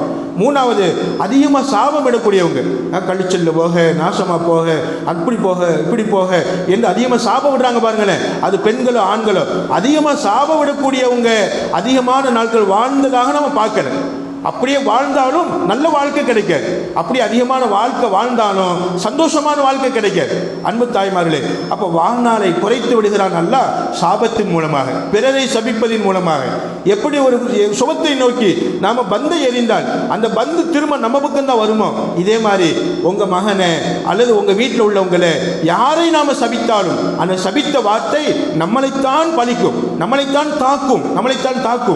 எனவே அப்படி போ, இப்படி போ, அப்படி நாசமா போ, அப்படி போ, அந்த வார்த்தை நம்ம வாயில வரவே கூட. அன்பானவர்களே, அல்லாஹ் பாதுகாக்க வேண்டும். அதிகமான சாப வார்த்தையை வெளிப்படுத்துவது வாழ்நாளை குறைத்துவிடும். நாலாவதாக, அக்வாலுல் காதிபத்துல் ஃபாஹிஷா, அருவருப்பான பேச்சுனா புரியுதாமா? அதாவது பிறரை குத்தி காட்டி பேசுவது, பரிகாசம் பண்ணி பேசுவது, கெட்ட பட்ட பேர் சொல்லி கூப்பிடுவது, இது மாதிரி பொய் பேசுவது, இந்த மாதிரி பொய் பேசுவதனால் அருவருப்பான பேச்சு பேசுவதனால் எந்த பேச்சு காது கொடுத்து கேட்க முடியாது, அப்படிப்பட்ட ஆபாசமான பேச்சுக்கள், அருவருப்பான பேச்சுக்கள். இந்த அருவருப்பான பேச்சு நமது வயதை குறைத்து விடும். நீண்ட நாள் வாழ விடாது. இன்ஷா அல்லாஹ் முயற்சி பண்ணுவோம். இன்ஷா அல்லாஹ். நீங்க நினைக்கலாம், அப்ப சிலர் நல்ல அருவருப்பா பேசிக்கிறாங்க, எப்ப பார்த்தாலும் திட்டிக்கிட்டே இருக்கிறாங்க, ரொம்ப நாள் வாழ்றாங்களே அப்படின்னு. நீங்க நல்லா யோசிச்சு பாருங்க. ரொம்ப நாள் திட்டிக்கிட்டே வாழக்கூடிய அந்த நபர் அவர் உள்ளத்தால் செத்து போயிருப்பார், உள்ளத்தால் மரணித்து போயிருப்பார். அவருக்கு எந்த நிம்மதியும் இருக்காது. ஒன்னும் உயிர் போயிடும், இல்ல நிம்மதி போயிடும். அல்லாஹ் நம்மளை பாதுகாக்க வேண்டும். அடுத்து ஜினா, விபச்சாரம். கண்ணினால் விபச்சாரம், ஆபாசமானதை பார்ப்பது, காதினால் விபச்சார வார்த்தைகளை கேட்பது, நாவினால் விபச்சார வரிகளை பேசுவது, உடல் உறுப்புகளினால் விபச்சார செயல்களை செய்வது, அந்நிய ஆண்களோடு உரசுவது, அந்நிய பெண்களோடு உரசுவது, அந்நிய பெண்களுடைய சகவாசத்தை அதிகமாக்கிறது. இதுவெல்லாம் வாழ்நாளை குறைத்துவிடும். ஸல்லல்லாஹு அலைஹி வஸல்லம் சொல்வாங்க, அல் ஐனானி தஜ்னியான், ரெண்டு கண்களும் ஜினா செய்கிறது. ஜினாஹுன் அன்னதுர், கெட்டதை பார்ப்பது, ஆபாசமான படங்களை பார்ப்பது விபச்சாரம் என்று சொன்னாங்க. ஆபாசமான விஷயங்களை சிந்திப்பது உள்ளத்தின் விபச்சாரம் சொன்னாங்க. ஆபாசமான விஷயத்தை உடல் உறுப்புகள் செய்வது உடல் உறுப்புகளின் விபச்சாரம் சொன்னாங்க. அந்நிய பெண்ணை இந்த கை தொடுகிறது, கை விபச்சாரம் செய்கிறது. அந்நிய பெண்ணை இந்த கால் நெருங்குகிறது, இந்த கால் விபச்சாரம் செய்கிறது. எந்தெந்த உறுப்புகள் நிச்சயமாக ஜினாவுக்கு காரணமாக இருக்குமோ அந்த உறுப்பு ஜினாவில் நிச்சயமாக திளைத்து விளங்குகிறது. அந்த ஜினாவின் மூலமாக, விபச்சார குற்றத்தின் மூலமாக வாழ்நாளில் உள்ள பரக்கத்தை அல்லாஹ் நீக்கி விடுகிறார். ஒன்று வாழ்நாள் குறைந்து விடும், இல்லை நீண்ட நாள் வாழ்ந்தாலும் நிம்மதி இல்லாத வாழ்க்கையாக போயிடும். அல்லாஹ் நம்மளை பாதுகாக்கணும். அன்பு தாய்மார்கள், ஆறாவது சொல்லி காட்டுவாங்க, சத்து துருக்கல் முஸ்லிமீன். உங்க வீட்டுக்கு பக்கத்தில் பிறர் நடக்கக்கூடிய பாதை இருக்கு, பிறர் நடந்து போகக்கூடிய பாதை இருக்குது, அந்த பக்கம்தான் அந்த வீட்டுக்கு அவங்க வீட்டுக்கு போய் ஆகணும். வழி விடாமல், உங்க வீட்டுக்கு அடுத்த வீட்டில் உள்ளவங்களுக்கு வழி விடாமல் அந்த பாதையை அடைப்பது, அந்த பாதையை தடுப்பது, நடைபாதையில் மக்களை நடக்க விடாமல் அந்த பாதையை தடுப்பது, அந்த பாதையை அடைப்பது. இதனால் யார் தடுக்கிறானோ, யார் அடைக்கிறானோ அவனுடைய வாழ்நாளை அல்லாஹ் குறைத்து விடுகிறான். அவன் வாழ்நாளில் உள்ள பரக்கத்தை அல்லாஹ் நீக்கி விடுகிறான். அல்லாஹ் பாதுகாக்க வேண்டும். முயற்சி பண்ணுவோம் இன்ஷா அல்லாஹ். அப்போ நம்ம வீட்டு பக்கமாக ஒரு பாதை போகுது, அந்த பாதையை கூட்டி சுத்தமாக வச்சுக்கிறணும். அந்த பாதையில் கல்லு முள்ள போடக்கூடாது, அந்த பாதையில் மண்ணை போட்டு வைக்கக்கூடாது. நடைபாதையில் நடக்கக்கூடியவர்களுக்கு சிரமம் தரும் விதமாக எந்த பொருளையும் பாதையில் போட்டு வைக்கக்கூடாது. அப்படி பாதையில் போட்டு வச்சா நம்ம வாழ்க்கையில் உள்ள பரக்கத்தை அல்லாஹ் நீக்கி விடுகிறான். அல்லாஹ் நம்மை பாதுகாக்க வேண்டும். ஏதாவது சொல்லுவாங்க, இத்ஆஉல் இமாமத்து பிகைரி ஹக், தலைவர்களை பத்வா செய்வது, தலைவர்களை எதிர்த்து பேசுவது, தலைவர்களிடம் வாதாடுவது.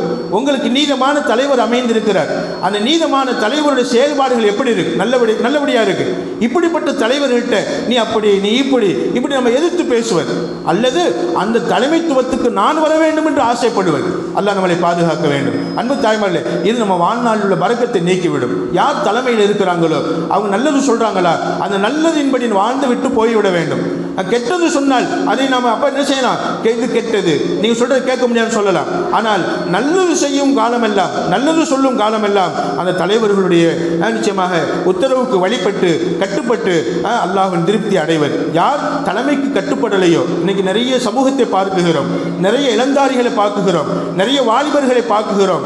நான் புதிதாக ஒரு இயக்கத்தில் இருக்கிறேன் என்பதற்காக வேண்டி தலைமைக்கு கட்டுப்படுவது கிடையாது, ஊருக்கு கட்டுப்படுவது கிடையாது, ஜமாத்திற்கு கட்டுப்படுவது கிடையாது.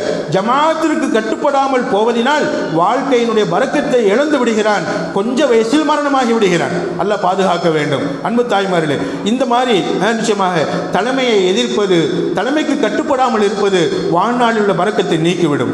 எட்டாவதாக எழுதி காட்டுவாங்க, கஸ்ரத்துல் மாசியா, எப்போ பார்த்தாலும் பாவம் செய்வது, எதெடுத்தாலும் பாவம் பாவம் பாவம், பாவமான காரியம். பாவம்னா என்ன? செய்யக்கூடாததை செய்வது, இதுதான் பாவம்.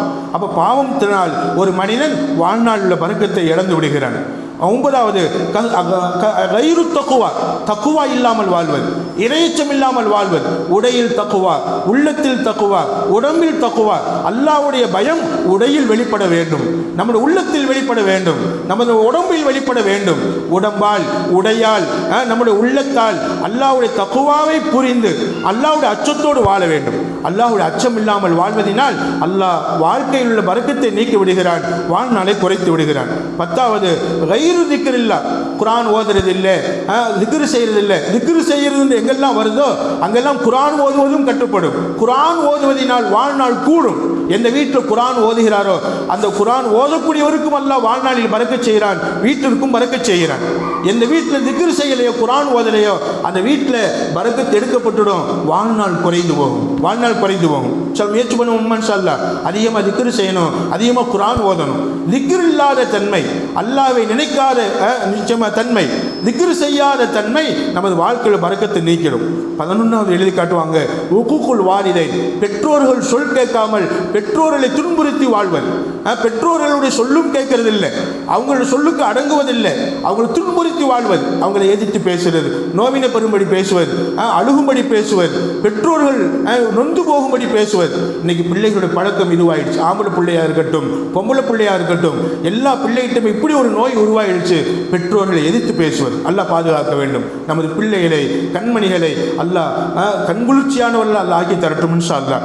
அன்பு தாய்மார்களே, பெற்றோர்களை எதிர்த்து பேசுகிற பழக்கம் நம்மள்கிட்ட இருந்தால் தௌபா செஞ்சிருவோம். அத்தா அம்மாட்ட நம்ம என்ன செஞ்சிருவோம்? மன்னிப்பு கேட்டுருவோம். உயிரோடு இருந்தால், அவங்க வஃபாத் ஆகிட்டு இருந்தால், அல்லாஹ் அவங்க உயிரோடு இருக்கும்போது நான் இப்படி பண்ணிட்டேன், இனிமேல் என்னை மன்னிச்சிரு ரப்பே, நிச்சயமாக அவர்களுக்கான என்னென்ன நல்லது செய்யணுமோ செஞ்சு அவங்களுடைய மன்னிப்பை நான் பெற்றுக்கொள்கின்ற ரப்பே, என் பெற்றோருக்காக நான் செஞ்ச தவறெல்லாம் மன்னிச்சிரு அல்லாஹ், இனிமேல் அவங்களுக்கு நான் நல்லது செய்கிறேன் என்று சொல்லி தௌபா செஞ்சிடணும் இன்ஷா அல்லாஹ். உயிரோடு உள்ளவர்களை பாதுகாத்துக்கிறணும்.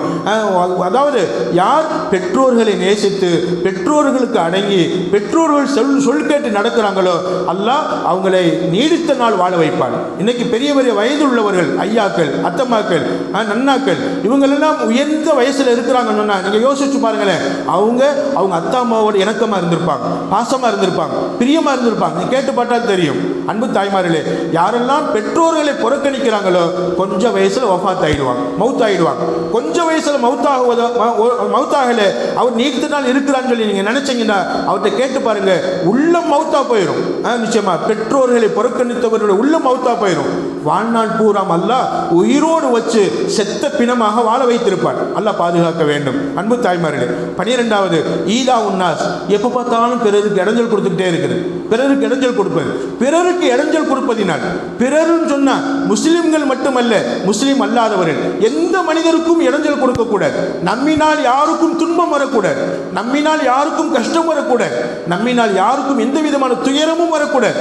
யாருக்கும் இடைஞ்சல் தராமல் வாழணும். இது நம்ம வாழ்நாள் அதிகரிக்கும். யாருக்காவது இடைஞ்சல் கொடுத்து வாழ்ந்தால் நம்ம வாழ்நாள் குறைந்து போய்விடும் என்று எச்சரிக்கை செய்கிறாங்க. 13வது கஸ்ரத்து ஷமாத்தா, எப்போ பார்த்தாலும் திட்டிக்கிட்டே இருக்கிறது, எப்போ பார்த்தாலும் திட்டுறது, சமைக்கும் போது திட்டுறது, பாத்திரம் கழுவும் போது திட்டுறது, வீடு கூட்டும் போது திட்டுறது, எப்போ பார்த்தாலும் திட்டிக்கிட்டே இருக்கிறது. திட்ட திட்ட திட்ட வாழ்நாள் குறையுது. அன்பான பெருமக்களே, திட்ட திட்ட நமது வாழ்நாள் குறையுது, பரக்கத்து அழிகிறது, பரக்கத்து அழிகிறது. எனவே திட்டக்கூடிய வார்த்தையை விட்டுவிட வேண்டும் இன்ஷா அல்லாஹ். அதன் சொல்ல முயற்சி பண்ணுவோம் இன்ஷா அல்லாஹ். அன்பு தாய்மார் 14வது எழுதி காட்டுவாங்க, அல் உஜ்லத்து பிகைரி தத்பீர், அதாவது பின் யோசனை இல்லாமல், அனுமானம் இல்லாமல் தீவிரம் காட்டுவது, அவசரப்படுவது. அவசரம் என்பது நம்மளுடைய வாழ்நாளில் உள்ள பரக்கத்தை நீக்கிவிடும். திருமணம் முடிக்கிறோமா, அவசரப்பட வேண்டியதில்லை, நிதானமாக அதை செயல்படணும். நிச்சயமாக ஒரு காரியத்தை செய்கிறோமா, நிதானமாக செயல்படணும். எந்த காரியத்தை செய்தாலும் ஸல்லல்லாஹு அலைஹி வஸல்லம் சொல்லுவாங்க, அல் அனாத்து மினல்லாஹ் அல் உஜ்லத்து மின ஷைத்தான். அதாவது நிதானம் என்பது அது அல்லாஹ்வுடைய உதவியை பெற்றுத்தரும், அவசரம் என்பது ஷைத்தானுடைய தீங்கை பெற்றுத்தரும் என்று சொல்லி ஒரு ஹதீஸில் சொல்லி இருக்கிறாங்க. எனவே அன்பு தாய்மார்களே, அப்போ அவசரப்படுவது, எதுக்கெடுத்தாலும் அவசரம் அவசரம், சிந்திக்காத அவசரம், சிந்திக்காத அவசரம். இப்போ ஃபிளைட் இருக்குது, ஃபிளைட் டைம் 10 மணி, 9:30 திருச்சிக்கு பக்கத்தில் நிற்கிறோம். இப்போ அவசரப்படக்கூடாது, நிதானமாக தான் போகணும். அப்படின்னா என்ன ஆகுமா, ஃபிளைட் பறந்துடும். அப்போ அவசரமாக போகக்கூடிய நேரத்துக்கு அதை சிந்தனை இல்லாத அவசரம். எந்த இடத்துல அவசரத்தை பயன்படுத்தணுமோ அங்கே அவசரத்தை பயன்படுத்தலாம் அன்பு தாய்மார்களே. ஆனால் அவசரத்தை பயன்படுத்தப்படாத வேண்டிய இடத்துலெல்லாம் அவசரத்தை பயன்படுத்துவது, இது நிச்சயமாக வாழ்க்கையினுடைய பரக்கத்தை நீக்கிடும், குறைத்த ஆயுளை தரும் என்பதாக நமக்கு நம்ம சொல்லி காட்டுறாங்க. பாருங்களேன், பைக்கில் போகக்கூடிய பசங்க, 10 வயசு பசங்க, 15 வயசு பசங்க, 25 வயசு பசங்க, அவங்க ஆக்சிடென்ட்ல மவுத்தாவதற்கு காரணம் என்ன? அவர்களுடைய உஜ்லத், வேகமாக பைக்கை ஓட்டுவதினால், கண்ட்ரோல் இல்லாத வேகம், கட்டுப்பாடு இல்லாத வேகம், கட்டுப்பாடு இல்லாத, சிந்தனை இல்லாத, சிந்திக்க விடாத வேகம்தான் அவர்களை நொறுங்க செய்து விடுகிறது. அல்லாஹ் பாதுகாக்க வேண்டும். எனவே அன்பு தாய்மாரே, இந்த 14 நமது வாழ்க்கையை குறைத்து விடும் என்பதாக எழுதி காட்டுவாங்க. எனவே அல்லாஹ் சுப்ஹானஹு வ தஆலா எந்தெந்த விஷயங்கள் நமது வாழ்நாளை குறைத்து விடுமோ அவைகளிலிருந்து அல்லாஹ் நம்மளை பாதுகாத்து, எந்தெந்த விஷயங்கள் நமது வாழ்க்கையை அதிகப்படுத்துமோ, நீண்ட நாள் வாழ்வதற்கு காரணமாக அமையுமோ, அப்படிப்பட்ட காரியங்களை நாம் அல்லாஹ்வுக்காக அதிகமாக செய்து நீண்ட நாள் இந்த உலகத்தில் வாழணும். எதுக்காக வாழணுமா? அல்லாஹ்வுடைய திருப்தியை பெறுவதற்காக, அல்லாஹ்வுடைய அன்பை பெறுவதற்காக, அல்லாஹ்வுடைய பாசத்தை பெறுவதற்காக நீண்ட நாள் வாழணும், நன்மைக்காக வாழணும் இன்ஷா அல்லாஹ் என்று நாம் நியத்து வச்சு நீண்ட ஆயுளை அல்லாஹ்விடத்தில் கேட்டு, நிறைவான செல்வத்தை கேட்டு, நிறைவான சந்தோஷத்தை கேட்டு, வாழும் காலமெல்லாம் நீடித்த ஆயுளை பெற்று சந்தோஷமாக, மகிழ்ச்சியாக, நல்ல செல்வங்களோடு, ஆரோக்கியத்தோடு, எல்லா நன்மைகளோடு நீண்ட ஆயுள் பெற்று நன்மக்களாக வாழ்வதற்கு அல்லாஹ் எனக்கும் என் குடும்பத்தினருக்கும், தங்கள் எல்லோருடைய குடும்பத்தினருக்கும், இதை யாரெல்லாம் கேட்கிறார்களோ அனைவருடைய குடும்பத்தினருக்கும் அனைவர்களுக்கும் அல்லாஹ் ரஹ்மத் செய்வானாக, நல்லுதவி செய்வானா என துஆ செய்தவனாக விடைபெறுகிறேன். அஸ்ஸலாமு அலைக்கும் வரஹ்மத்துல்லாஹி வபரகாத்துஹு.